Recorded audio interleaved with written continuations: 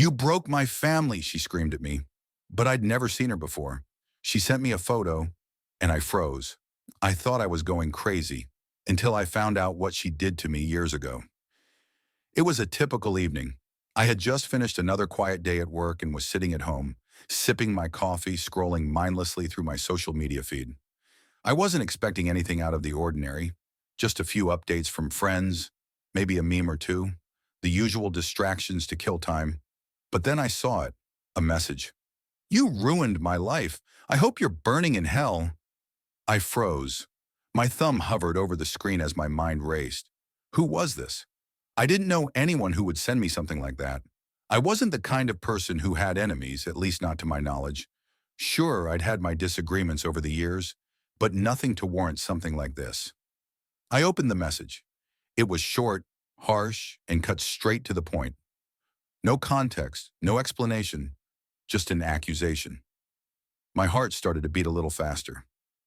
What the hell was this about? I glanced at the sender's profile. Her name was Laura. Her profile picture was of her and a man, their arms wrapped around each other, smiling as if they had everything figured out. A couple, the kind of photo you'd expect from people who'd been together for a while.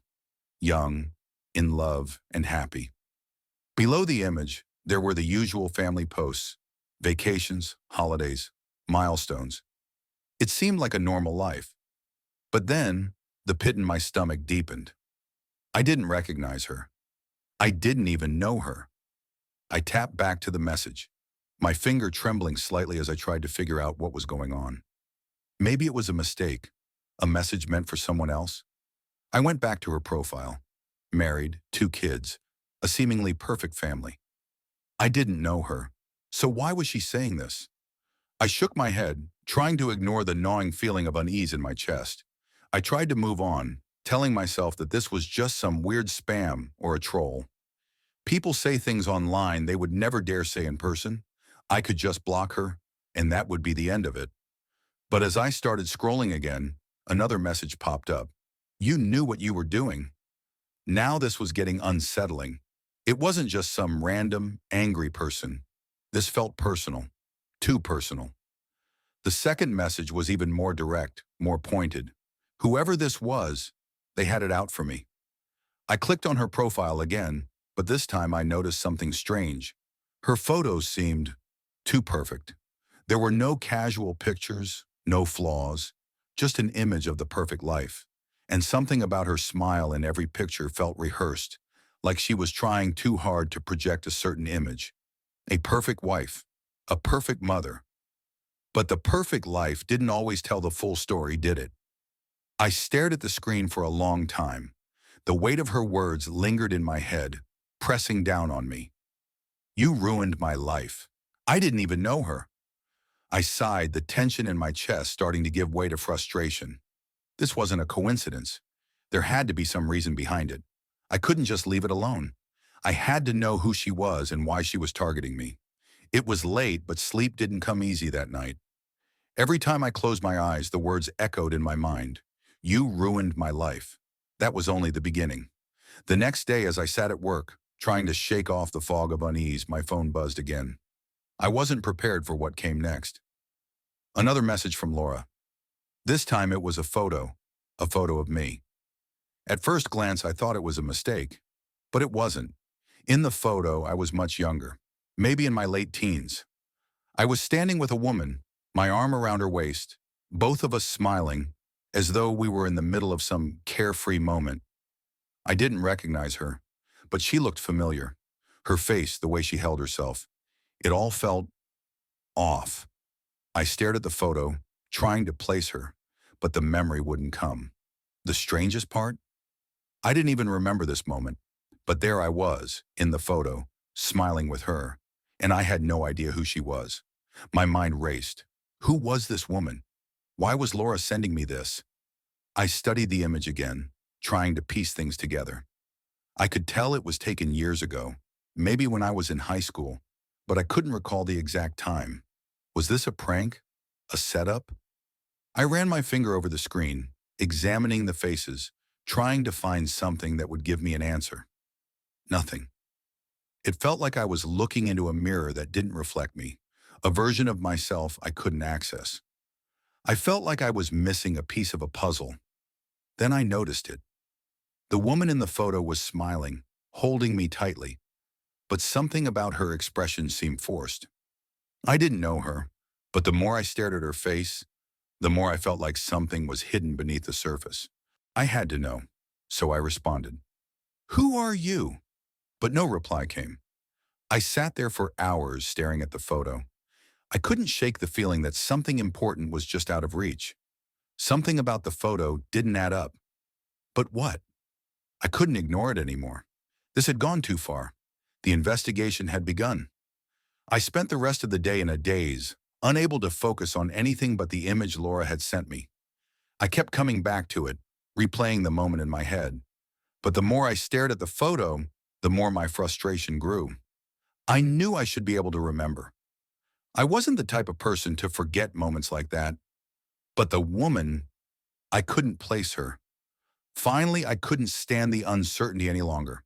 I had to know who she was. I went back to Laura's profile, re-examining every post, every detail. There was no clue, no hint that could explain the mystery. I had to find something else, something that might jog my memory. And then as I scrolled through her posts, I found it. Another photo. This one was recent, and she was standing beside the same man from her profile picture. But there was something different. In the background of the image, on a table covered with family photos, there was a picture frame. Inside the frame was the same photo Laura had sent me, the one from my youth, the one where I was standing with that woman I didn't know. I froze. My blood ran cold. How was it possible? Why would she have a photo of me from all those years ago?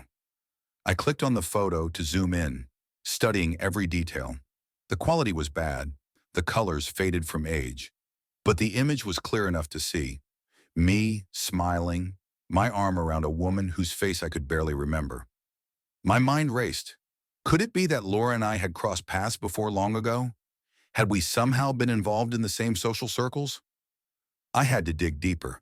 I took a deep breath and messaged her again, my fingers trembling as I typed, "Who is the woman in the photo?" I stared at the screen for what felt like an eternity, waiting for a response. When the message was read, I expected a quick reply, maybe an explanation, a clue. But instead, all I received was more silence. She left me on read. Frustration bubbled to the surface. I couldn't let this go. This wasn't just some random accusation. There was something personal about this, something buried in the past. I needed to understand it, even if it meant digging into parts of my life that I had long forgotten. Later that night, after I'd finished another exhausting day at work, I sat at my kitchen table, surrounded by old photo albums. I had to start somewhere. I flipped through the pages, the yellowed photographs reminding me of simpler times, family vacations, high school dances, and the people I used to know. And then, there it was. A familiar face staring back at me from an old picture. A photo from my senior year at the end of year prom. There, in the background of the photo, was the woman from the picture. She wasn't just a stranger, she was someone I recognized. Her face was younger, but it was the same woman, the one who had sent me the message. She was holding hands with a group of friends, her face glowing with that awkward teenage excitement, the kind of carefree joy we all felt back then. But what was she doing in my prom picture? She wasn't part of my group. She wasn't someone I hung out with. And yet there she was, standing off to the side, just out of the frame of my memory. I could feel the pieces of the puzzle starting to shift. This wasn't just a random connection. She had been at that prom that night. She must have been there for a reason. But why? Was she just a guest, or did she know someone important? I turned the page in the album, my mind racing. There were more pictures, one with me, laughing with my best friend, and another with my first love, Sarah. But I couldn't stop thinking about that girl. Her name was Emily, and she'd been in my year, but I barely remembered her. We hadn't spoken much, and certainly never in any way that would make me think she'd have any lasting impact on my life. I kept searching. After a while, I found a group photo from the graduation party. In it, I saw Emily again, this time much more prominent. She was standing next to Sarah, my first love, her face flushed with excitement as she laughed at something. There was no mistaking it now. The woman in the photo Laura had sent me was Emily. But why had I forgotten her? I kept flipping through the pages, trying to find a clue. And then, in the corner of the next page, I found an image that made my heart skip a beat. It was me, sitting on the steps outside the school after the graduation ceremony, my arm draped around a girl's shoulders, my head thrown back in laughter. The same girl, Emily. But why didn't I remember any of this? Why was she so significant now? I couldn't stop thinking about what she had sent me. Could this be some kind of revenge? Was she angry at me for something I didn't even know I had done? I needed more answers, and I was determined to find them. The next day, I woke up with one thought dominating my mind. Emily. She was the key to everything. But why had she been sending me those messages? Why the sudden accusation after all these years? What had I done to deserve this? I couldn't rest until I had answers, so I spent the entire day digging through my memories, trying to remember anything about Emily and why she had come back into my life now. I thought about high school, the awkward years, the people who had drifted in and out of my world. But Emily, she had barely registered back then. She was just one of those faces that blended into the background, someone I'd passed by without giving much thought. But now everything seemed to point to her. I went back to Laura's profile, checking the photo again. Something felt off. I noticed small details this time, like how Emily had positioned herself close to me in every picture. In the prom photo, I was barely aware of her presence. But now that I was looking, I saw how she'd hovered around, always just behind the edges of my memories. I needed to confirm something. If she was truly trying to take revenge, there had to be a reason. So I started asking around. I reached out to some old classmates from high school, people I hadn't spoken to in years. The first one I called was Ryan, a guy who used to hang out with me and my group of friends. He answered on the second ring. "Hey, Mike, long time, no talk." "Yeah, I know. Listen, I need to ask you something. Do you remember a girl named Emily from our year?" There was a long pause on the other end. "Emily? Yeah, I remember her. She was always kind of quiet, not in our circle though. Always hanging around Sarah and the others, but I don't think anyone really knew her that well." I felt a strange sense of relief, as though I wasn't completely imagining things. "Right, I don't remember her being close to me either. But what do you remember about her?" Ryan hesitated. "She had a thing for you, man. Not that I think you knew.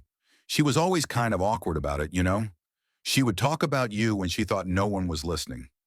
I think she had a huge crush on you, but you were always with Sarah." My first love, Sarah. I hadn't thought about her in years. Emily had been in the background, unnoticed, but now it seemed like there was more to it than I'd ever realized.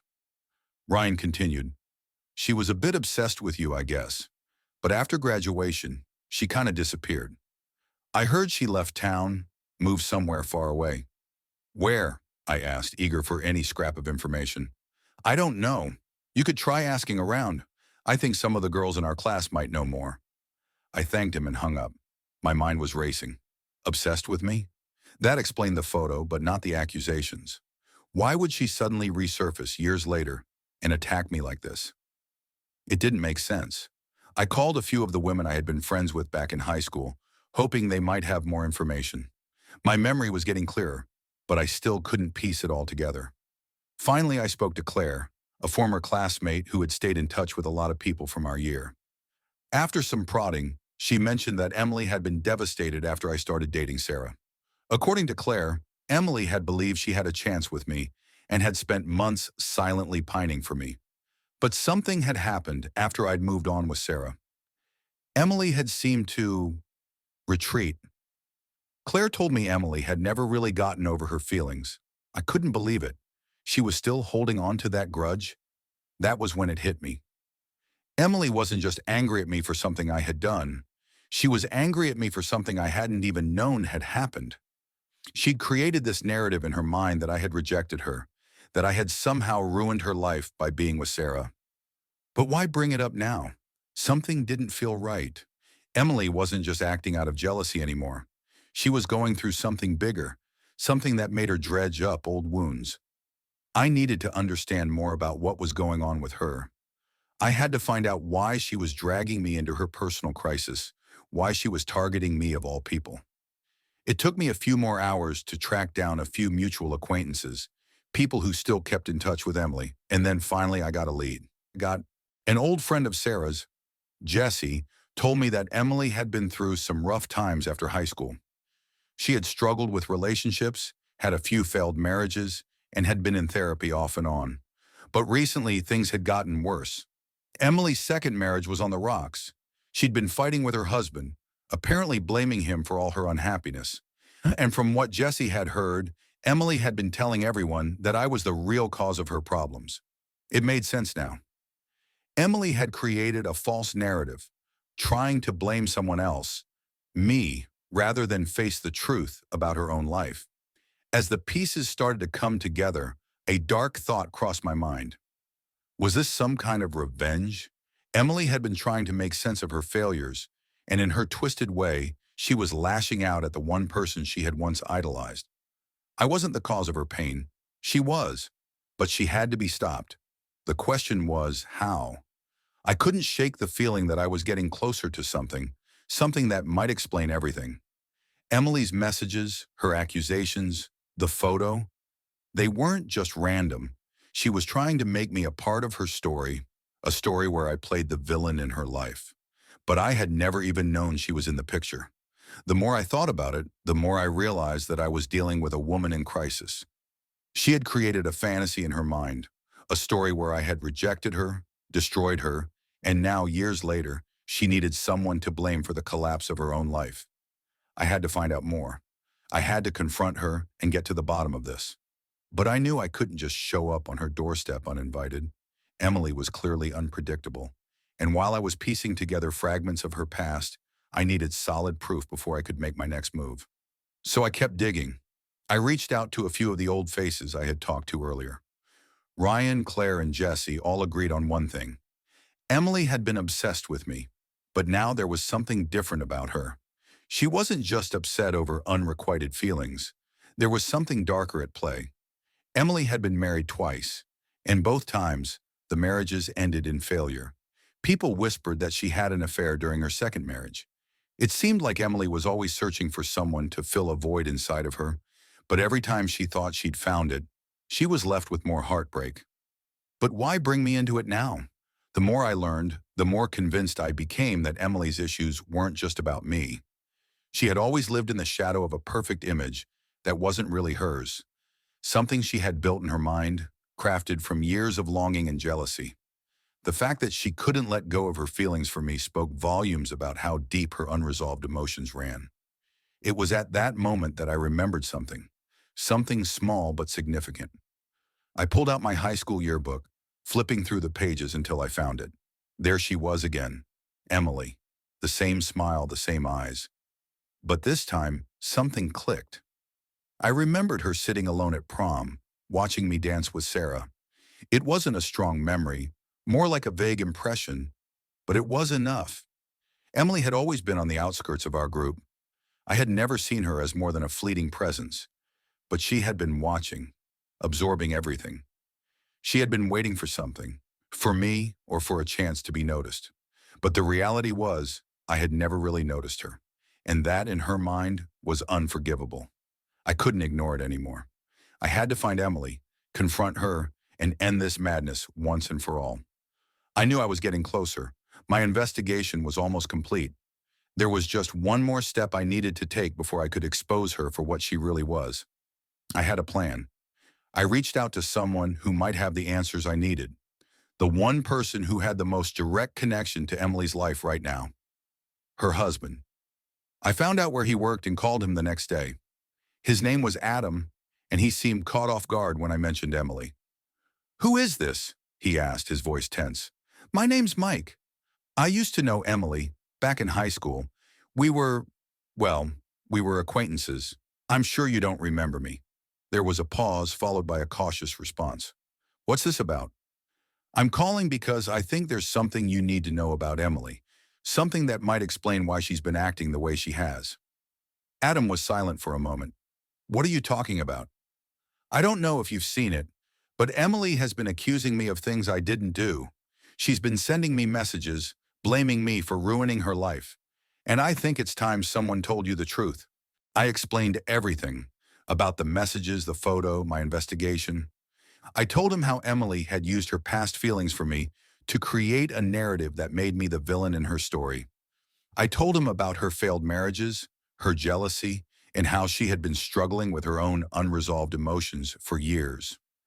By the end of the conversation, Adam was quiet, processing what I had just revealed. He didn't ask for details. He didn't try to deny anything. He simply asked, "How do you know all of this?" "I've been looking into it. She hasn't just been lying to you. She's been lying to herself. This isn't about me. It's about her inability to let go of the past." After a long silence, Adam finally spoke. "You're right. I know she's been distant lately. We've been fighting, but I never knew it was this bad." I could hear the frustration and the hurt in his voice. "I'll talk to her. Thanks for telling me." That night, I felt a strange sense of satisfaction. I had exposed the truth to the one person who could put an end to this, her husband. But I couldn't shake the feeling that Emily wasn't finished with me. I was certain that she would fight back in some way. But I was ready for it. I had my revenge, not in the sense of vengeance, but in the sense of revealing her lies. And I would be there when everything fell apart. The next few days dragged on, each one heavier than the last. I kept waiting for Emily to make her next move, but there was nothing. No more messages, no more accusations. It was as if she had vanished into thin air. The silence was deafening, and with it came a gnawing feeling in the pit of my stomach. Had I truly reached the end of this twisted ordeal? Then out of nowhere, I got a call from Adam. "Mike," he said, his voice heavy with exhaustion, "we need to talk." I agreed to meet him at a quiet cafe later that afternoon, and when I arrived, I found him sitting at a table, his hands wrapped tightly around a cup of coffee. His eyes were dark with the weight of whatever had been going on behind closed doors. "Thanks for meeting me," he said quietly as I sat down across from him. "No problem." "What happened? Is everything okay with Emily?" Adam sighed, rubbing his face. She's gone." I stared at him, unsure if I'd heard him correctly. "Gone? What do you mean?" "She left," Adam continued, his voice cracking. "She packed her things and left the house last night. I tried to stop her, but she wouldn't listen. She said she needed to get away, that everything had been a mistake. I don't know what happened. She just left." I didn't know what to say. Emily had been so consumed by her lies and her need for control that I hadn't expected her to just disappear. But as Adam spoke, I realized that it wasn't just her leaving the house. It was her entire life unraveling. "Did she tell you anything else?" I asked. Adam looked down into his coffee, his expression unreadable. "She confessed everything. She admitted to fabricating the whole story about you and her and everything else. She told me about her past, her obsessions, and how she'd been trying to blame you for everything that went wrong in her life. She even apologized. But by then, it was too late." The silence between us grew thick, but I understood. Emily had dug herself into a hole so deep that even admitting the truth couldn't undo the damage. "And what now?" I asked, my voice steady, despite the storm inside me. Adam's eyes met mine, his face resigned. "I'm filing for divorce. I don't think I can live with someone who would do this to me, to us." I nodded, a sense of quiet satisfaction filling me. Emily had made her own bed, and now she would have to lie in it. But there was more to this than just her collapse. There was something about the way Adam was talking, something that told me his pain wasn't just about Emily's betrayal, but about how his entire world had been shaken by this revelation. "She's not coming back?" I asked, feeling an odd sense of closure. "No," Adam said, shaking his head. "She's gone. And honestly, I don't think she's going to come back anytime soon." I didn't say anything else. There was nothing left to say. I had done what I had set out to do. Emily had tried to ruin my life, to drag me into her twisted narrative, but in the end, she had only destroyed herself. As Adam left the cafe, I sat there, the weight of everything settling in. Emily's departure marked the end of the storm she had created, and now it was time for me to move on. But as I walked back to my car, something clicked in my mind. I hadn't really won here. Emily had been a victim of her own mind, lost in a web of lies and resentment, and though I had exposed the truth, part of me felt hollow inside. There was no satisfaction in this victory. I had made my point, but Emily had already destroyed everything. Her marriage, her peace of mind, and any chance of happiness she had left. She had tried to drag me down with her, but in the end, it was her own reflection that had turned into her worst enemy. As I drove home, I reflected on the lessons I had learned. Revenge, I realized, wasn't always about getting back at someone. It was about restoring balance. Emily had tried to twist the truth, but in the end, the mirror had been held up, and she had seen herself for what she truly was. And maybe, just maybe, that was the greatest revenge of all. When I finally got home, I looked at myself in the mirror. For the first time in weeks, I felt at peace. I had been dragged into this mess, but I hadn't let it define me. And now, with Emily gone, I could finally close this chapter of my life. I didn't ruin your life, Emily. You did it to yourself. I just gave you the mirror to see it. And with that, I was free.